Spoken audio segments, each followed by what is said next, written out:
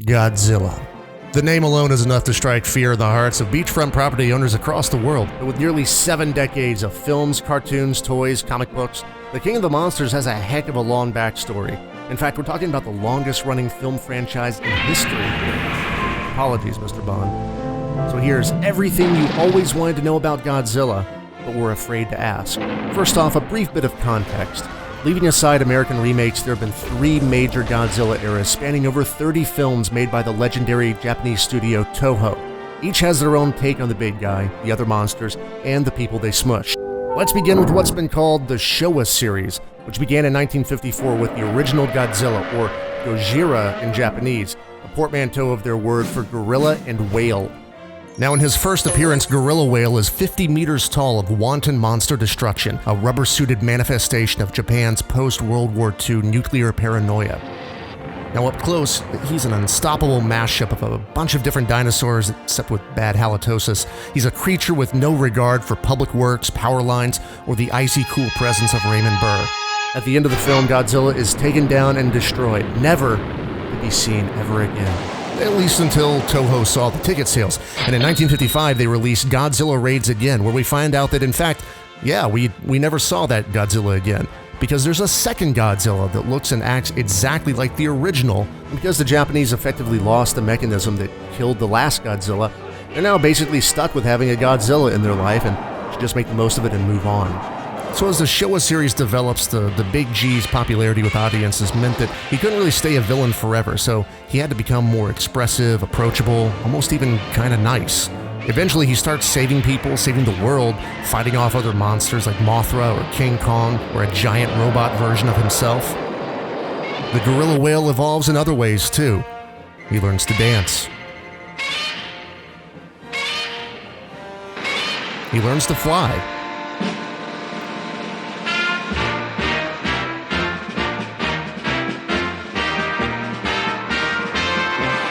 He even adopts a son, Manila. Keep in mind, everything you're watching was done on purpose.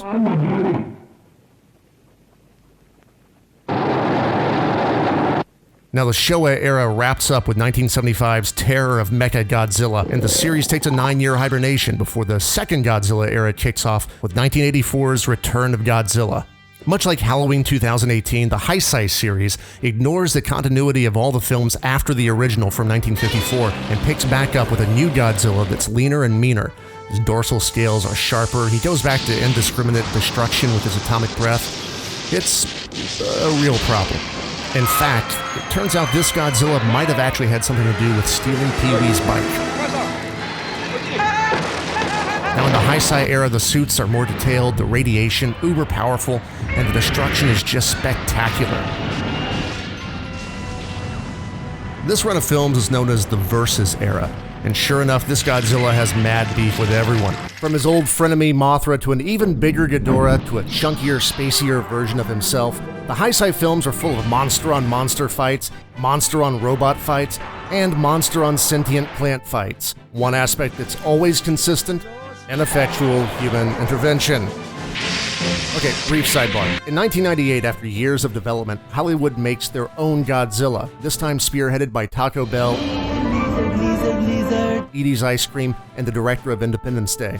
It introduced a version of Godzilla that was different. The creature attacks New York City, and the director attacks Siskel and Ebert via some parodies. But only one hero can stop the rampage: Matthew Broderick. And Matthew Broderick's hat. So, how was this film received? Well, it'd kind of be like if a 90s alternative band like the Wallflowers did their own interpretation of one of David Bowie's greatest songs. Or it'd be like if, Puff Daddy and Jimmy Page.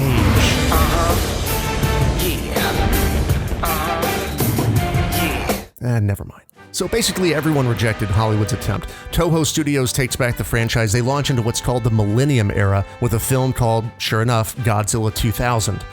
The Millennium Films, they don't connect. They don't tell a cohesive story. They're all kind of standalone, but they do offer a couple of truly ambitious entries in the monster meetup genre, like 2001's Godzilla, Mothra, and King Ghidorah, Giant Monsters All-Out Attack, a film title which is 18 syllables long. I counted.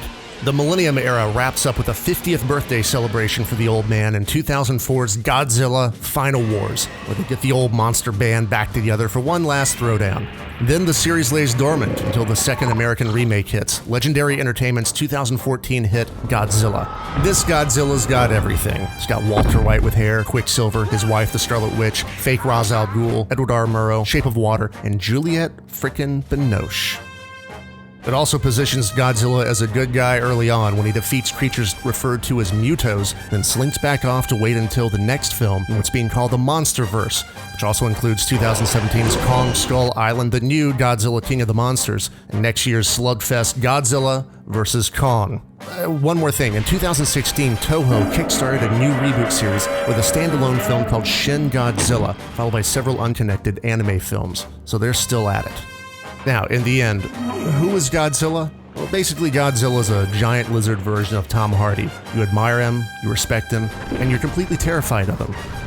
He's a creature birthed by fear, but he's also been flexible enough to accommodate loony sci-fi, and wacky comedy, and city-destroying horror. Nothing can or ever will destroy Godzilla. Not human weapons, not aliens, not other monsters, nothing. Not even Matthew Broderick. Bueller. Thanks for watching. Now, head to the comments and argue about your favorite Godzilla moments. Oh, and also, because this is the internet, please kindly like, share, and subscribe, won't you? Thanks.